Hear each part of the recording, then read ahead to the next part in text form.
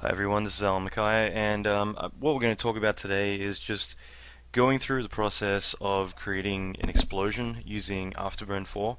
And there's dozens of ways to actually build up an explosion, both with Afterburn, with sprites, and of course with fume effects, and dozens of other approaches.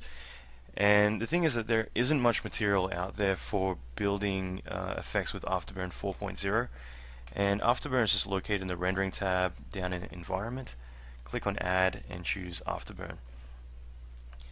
And since the upgrade from 3.2 to Afterburn 4.0, the interface has changed a little bit. It still generally is the same, but more importantly, a lot of the controls have changed a lot. So a lot of the usual and more familiar settings don't really do what they used to do.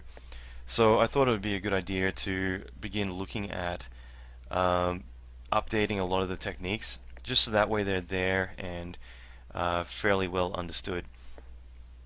Of course, the big thing is that a lot of people do talk about whether or not, with fume effects around, whether Afterburn really is that useful still. And I think that Afterburn is generally still very useful.